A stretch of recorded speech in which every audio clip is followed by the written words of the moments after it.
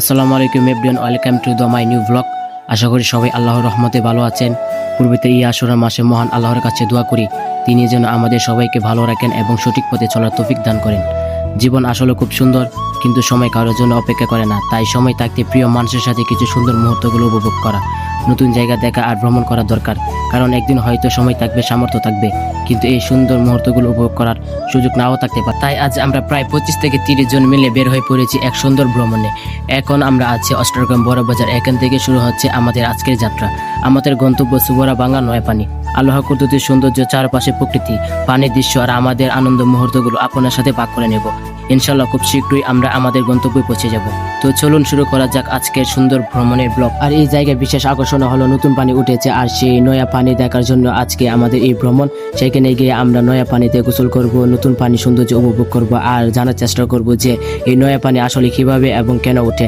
আর শুধু ঘোরাঘুরি না, আমরা সেখানে গিয়ে ফুটবল খেলবো, আনন্দ করব আর প্রকৃতির মাঝে এক সুন্দর সময় কাটাবো। তারপর আমরা পৌঁছে গেলাম সেই ফেমাস চুবড়াভাঙ্গা এলাকায়। চারদিকে একদম ভিন্ন রকম এক পরিবেশ, মেঘলা আকাশ, বৃষ্টির পর বেজে প্রকৃতিক আর চারপাশে দমদমে এক সুন্দর নীরবতা। আমাদের প্লেয়ার ফুটবল খেলতে এই আনন্দের সামনে এগিয়ে যাচ্ছে, সবার মুখে শুধু একটাই হাসি আর উত্তেজনা। কারো চোখে ক্লান্তি নেই, আছে শুধু খেলার আগ্রহ নিয়ে ফুটবল নিয়ে এগিয়ে যাচ্ছে। সবাই মিলে রওনা দিয়েছি খেলার মাঠের দিকে, সাথে আছে বল আর সবার মধ্যে অন্যরকম একটা আনন্দ অনুভূতি। চারদিকে শীতল বাতাস বইছে আর জোরে জোরে বাতাসের শব্দ যেন পুরো পরিবেশটাকে আরো জীবন্ত করে তুলছে। সামনে একটু তাকাতেই দেখা যাচ্ছে সুন্দর একটা ব্রিজ, যা এই জায়গাটাকে সুন্দরকে আরো বাড়িয়ে দিচ্ছে। চারপাশে সবুজ গাছ, ছোট ছোট গাছপালা, প্রকৃতিক যেন নিজের রঙে পুরো মাঠটাকে সাজিয়ে রেখেছে। আর মাঠের ভিতরে কিছু অংশ চিপচিপে পানি, আর সেই পানির উপর দিয়ে আমরা সবাই বল নিয়ে ধীরে ধীরে এগিয়ে যাচ্ছি খেলার উদ্দেশ্যে। চারদিকে শুধু পানি আর পানি, ঠান্ডা বাতাস আর শান্ত প্রকৃতিক মিলে এক অসাধারণ পরিবেশ তৈরি হয়েছে। এক পাশে দেখা যাচ্ছে পাথরের কোনা আর অন্য পাশে ধীরে ধীরে বয়ে চলেছে নদী। সব মিলিয়ে এই জায়গাটা যেন আল্লাহর কুদরতের এক অপূর্ব দৃষ্টি। তো চলুন শুরু করা যাক আমাদের আজকে সুন্দর খেলা আর ভ্রমণের মুহূর্তগুলো। আর দেখেন কত সুন্দর এই হাওরের মাঝে খেলা হচ্ছে। চারদিকে সবুজ গাছ, নয়া পানি আর এর মাঝে চলছে দারুণ এক ফুটবল ম্যাচ।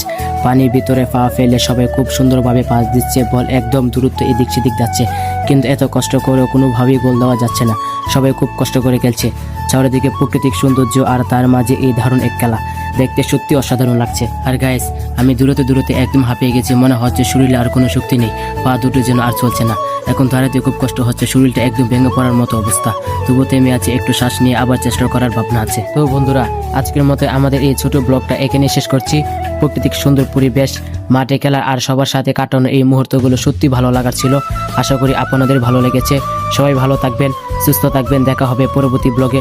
আল্লাহ হাফেজ।